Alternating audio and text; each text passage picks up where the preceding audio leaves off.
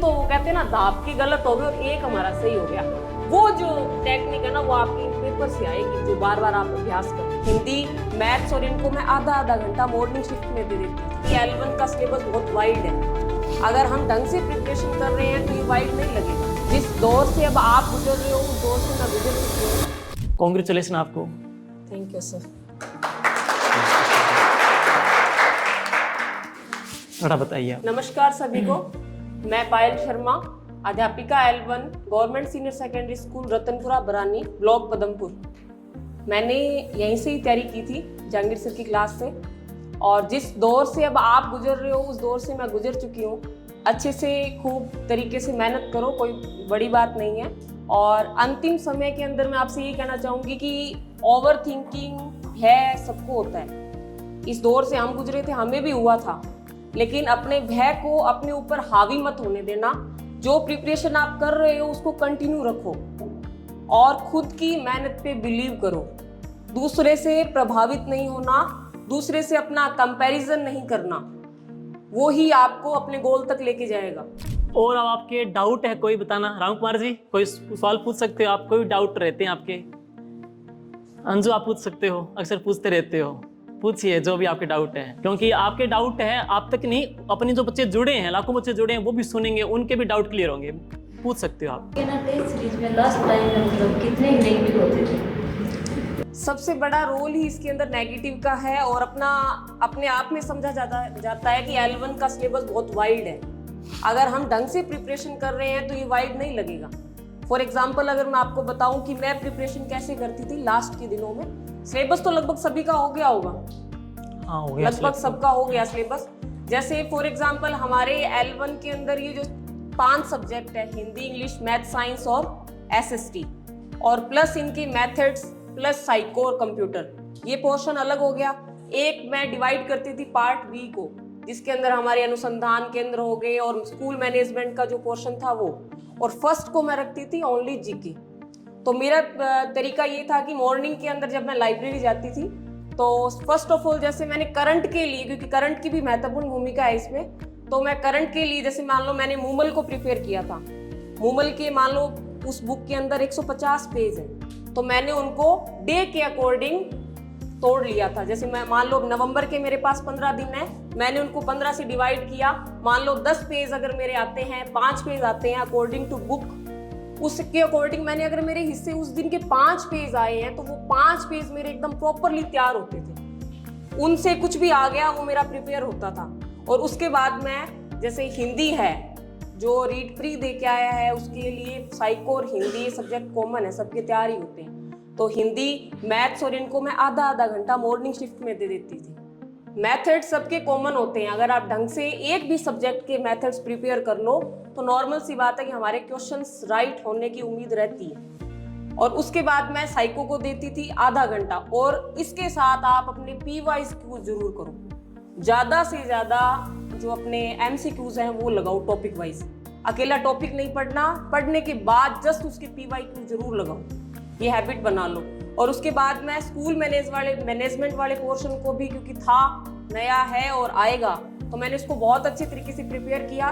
बीच का टाइम मैं उसको देती थी, और शाम का टाइम सर जैसे कहते थे कि मॉडर्न हिस्ट्री बहुत इंपॉर्टेंट है, तो फर्स्ट ऑफ ऑल मैं जो मॉडर्न हिस्ट्री वाले टॉपिक्स थे उन पे ध्यान देती थी। उसके बाद ज्योग्राफी करती थी, फिर मैं कल्चर को टाइम देती थी। ये मेरा पूरे दिन का रूटीन रहता है। और पेपर मैंने एक भी स्किप नहीं किया, और नंबर भी मेरे कम भी आते थे, ज़्यादा भी आते थे, कभी तो एकदम नीचे भी चले जाते थे।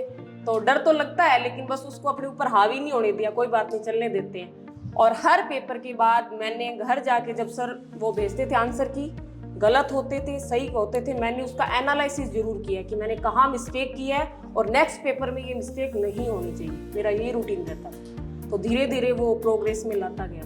तो आपकी लास्ट तक नेगेटिव मतलब कितने का गए थे? मैंने जब एकदम लास्ट एग्जाम दिया था जो अपना है, उसमें मेरे मैंने जैसे लगभग चली जाती थी, मैं 140 के करीब अटेम्प्ट कर देती थी। तो जो लास्ट मेरा एग्जाम गया था, फैब के एग्जाम होने से पहले 10 दिन पहले एग्जाम था, उसमें मेरे 132 राइट गए थे। तो मतलब लगभग 8-10 नेगेटिव चले जाते थे। और ये प्रैक्टिस से ही 8-10 तो हो जाते हैं। हाँ, हो जाते हैं, और होगा ये प्रैक्टिस से। और आपको पेपर के एकदम मतलब पास में 10 बजा के रहते तब ऐसे लगने लग गया था कि आपकी तैयारी है वो बेस्ट है, एकदम कॉन्फिडेंस। बिल्कुल कॉन्फिडेंस था, मुझे खूब अच्छा कॉन्फिडेंस था। वो आ जाता है। हाँ, वो आ जाता है जब, बस ये है कि दूसरे से प्रभावित नहीं होना कि यार उसकी तैयारी अच्छी है। अपनी तुलना मत करो किसी के साथ, अपनी तैयारी पे बिलीव करो और अपने भगवान पे, इष्ट पे बिलीव करो, हो जाएगा सिलेक्शन, कोई बड़ी बात नहीं। जो 3-4 बार सिलेबस निकाल लिया आपने और अच्छे मेगा टेस्ट दे दिए तो आराम से आपको खुद को फील होने लग जाएगा कि हम अच्छे मुकाम के ऊपर है। और कॉन्फिडेंस लो किसका होता है? जिसका सिलेबस को वही हाँ नहीं। जी। किसने, कई बार क्या बच्चे पढ़ते रहते हैं लेकिन वो टेस्ट नहीं देते। हम पूछते हैं रहे क्यों गए, हमने टेस्ट नहीं दिए। टेस्ट के माध्यम से पेपर को मैनेज करना, सिली मिस्टेक को दूर करना, या कई प्रकार से जो बच्चा वहाँ पे नर्वस हो जाता है, कई चीज़ें हैं टेस्ट के माध्यम से दूर होती है। जैसे कई बार बेसिक सी गलती है, मान लो ओमर फिलअप कर रहे हो, नॉर्मल गलती हो गई तो पूरे 2-2.5 घंटे माइंड में अपसेट ही रहेगा वहाँ पे। तो कई चीज़ें हैं, हर एक चीज़ का महत्व है वहाँ पे, ये जरूरी भी है। अब संडे टू संडे आपके टेस्ट होते हैं तो बीच में सर मैंने लास्ट में सॉल्व पेपर लगाने और शुरू कर दिए थे ताकि मेरी उन प्रश्नों पे यानी 150 प्रश्नों पे मेरी कमांड रहे। तो कोई भी अच्छी उसके आप पब्लिकेशन के टेस्ट पेपर भी ले किसी का भी हो। इनके टाइम तो ये था कि पहली बार नया सिलेबस हाँ। चेंज हुआ, हमको भी नहीं पता था कि भाषा साहित्य के प्रश्न कैसे आएंगे या शैक्षिक परिदृश्य कैसे आएगा। हम तो वो फर्स्ट ग्रेड का स्कूल मैनेजमेंट था वो परोस रहे थे, हम भी ऐसे ही दे रहे थे सारे के सारे लोग। लेकिन पेपर होने के बाद में भाषा साहित्य के प्रश्न कैसे आए या शैक्षिक परिदृश्य कैसे आया, एक पता चल गया। अब आपके पास पूरी एक प्लेटफॉर्म तैयार है, बस आपको जाके अपना परफॉर्म करना है। मैटर आपको मिल गया, उसके अकॉर्डिंग दे दिया। PYQ आप देख रहे होंगे पिछला पेपर कैसे आया, बस आपको अपना दी बेस्ट देना है और टेंशन ही नहीं है। उनकी बजाय इनके समय प्लस पॉइंट ये था कि सीटें अच्छी थी, ये ठीक है, लेकिन सिलेबस नया था और वाइड सिलेबस था। बच्चा मैनेज नहीं कर पा रहा था 11 वाला बच्चा कि मैं टीचिंग मेथड करूं, विद्यालय विषय करूं या जीके करूं। फर्स्ट बार नेगेटिव था, नेगेटिव L1 के बच्चे ने तो कभी नेगेटिव देखा ही नहीं था। देखा ही होगा नहीं। क्या, नेगेटिव बहुत खेल रहे थे लोग। हाँ उस टाइम नेगेटिव का भी बहुत बड़ा रोल था और अब भी है। अब भी है। स्कूल मैनेजमेंट का पोर्शन फॉर एग्जांपल जैसे 2011 वाली RT है, 2009 की RT है, वो एक कोई लेंथी टॉपिक नहीं है। आप उसको एक अच्छे तरीके से प्रिपेयर कर लो अपने तरीके से, उससे बाहर कुछ नहीं जाने वाला। कुछ टॉपिक्स तो बहुत ऐसे हैं कि इससे बाहर नहीं जाएगा। मैंने स्कूल मैनेजमेंट के पोर्शन को तो यूं 4 या 5 मतलब ये जो व्हाइट पेज होते हैं ना उस पे कवर कर लिया था यूं, और उसके बाद बस लास्ट तक यही था मेरा। मैंने बुक्स सबको छोड़ दिया था और इनको ही प्रिपेयर मतलब बार बार इनका ही अभ्यास करती थी। तो फिर क्वेश्चन सही जाते हैं और अगर हमारी दिशा सही हो तो सफलता जरूर मिलती है। और कोई किसी सवाल हो नारी शक्ति की ओर से पूछो, आप आज पूछ सकते हो आराम से। देखो पेपर तुम देना ही है, लेकिन एक दिन होता है 30-40 मिनट आपको बूस्ट हो जाता है, एनर्जी बूस्ट हो जाती है, अच्छी तरीके से फुल फ्रेश हो जाते हो। पूछो आप, कोई भी कुछ सवाल हो आपके, ताकि हम चर्चा करेंगे। क्योंकि रूम में लाइब्रेरी में अकेले रहते हो, यहाँ पे सभी समग्र एक उसके ऊपर विचार होगा तो कुछ अच्छा विचार निकल के भी आएगा, ये जरूरी भी है। पूछ सकते हो, कोई भी आपके डाउट है तो भी पूछो, कोई भी है। जैसे इन्होंने नेगेटिव का पूछा, कई बच्चे बोलते हैं कि टेंशन रहती है इस प्रकार के कि हम सेल्फ मोटिव कैसे रहें, ये कई चीजें हैं। बस बार बार अभ्यास करते रहिए और अभ्यास ऐसा। और सर एक चीज ये भी थी कि जब टेस्ट पेपर को कभी स्किप मत करना। आप एक दिन कभी हमारे बर्डन होती है, ओवर थिंकिंग होती है तो हम पढ़ना छोड़ देते हैं। एक दिन यूँ लगता है कि यार क्या है, होगा या पता नहीं होगा, लेकिन आप पेपर को स्किप मत करना। चाहे नंबर कम आए ज्यादा आए कोई दिक्कत नहीं, लेकिन उसका बार बार आप विश्लेषण करते रहना कि मैं कहाँ कमियां कर रही हूँ और मुझे कहाँ इंप्रूवमेंट की नीड है। पढ़ते सभी हैं, ये चीजें आप पैरल लेके चलोगे ना, आपका सिलेक्शन श्योर हो जाएगा।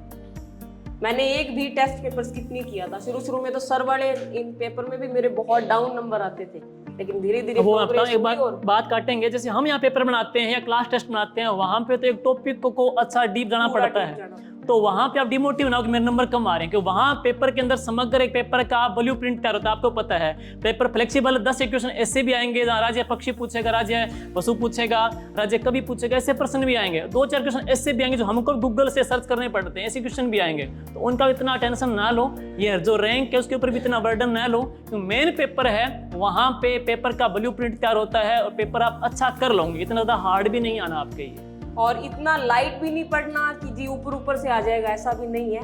एक लेवल की तैयारी हमें करनी पड़ेगी L1 में। हाँ सीटें कम है ना आपने। फॉर एग्जांपल जो 2000 पीछे जो 21 का पेपर था वो भी मैंने दिया था, मेरे डबल में होके सर में रह गई थी। उसके बाद मैं यहाँ सूरतगढ़ आई थी, तो उस टाइम जो पेपर था वो बहुत ऊपर के उसका था, तो वो मेरी प्रिपरेशन बहुत डीप की थी, तो मैं उसमें रह गई थी। जी आप पूछिए। सब बैलेंस करके चलना था। हाँ जी। पेपर में एनालिसिस कैसे करेंगे, कट ऑफ कितनी जाएगी?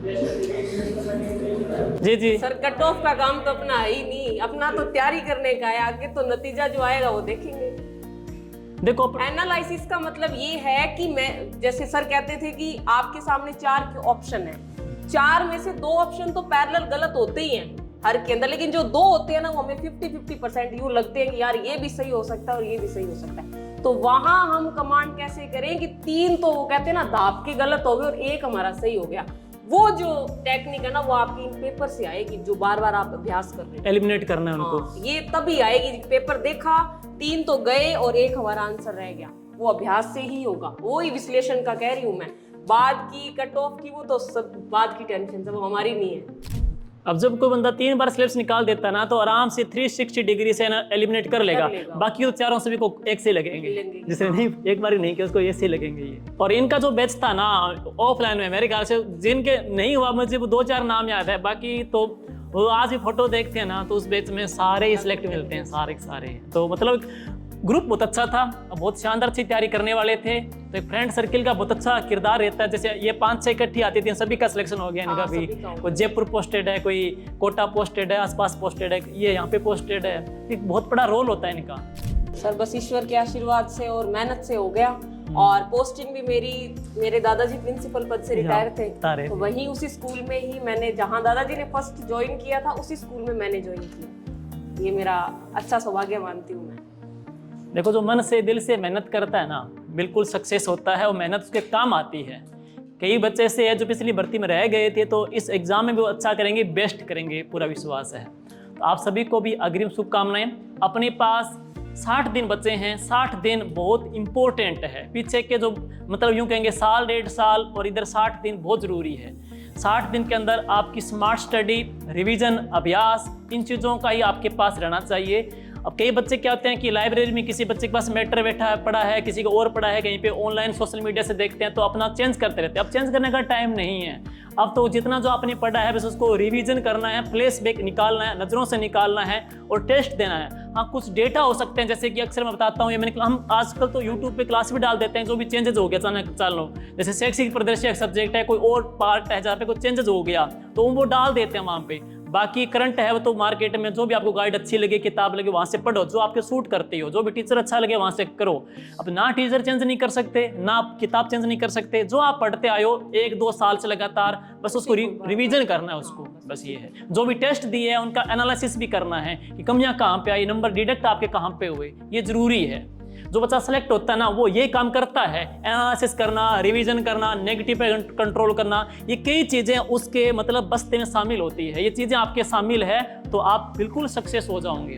और आप सभी को अग्रिम शुभकामनाएं। 60 दिन अच्छे रहें, मस्त रहें, स्वास्थ्य का ध्यान रखें। सर्दियों का टाइम आ रहा है, थोड़ा सा हेल्थ का भी ध्यान रखें और अच्छा करें, रिवीजन करते रहें, टेस्ट देते रहें, पॉजिटिव रहें। हाँ जी। और सभी को शुभकामनाएं। Thank you.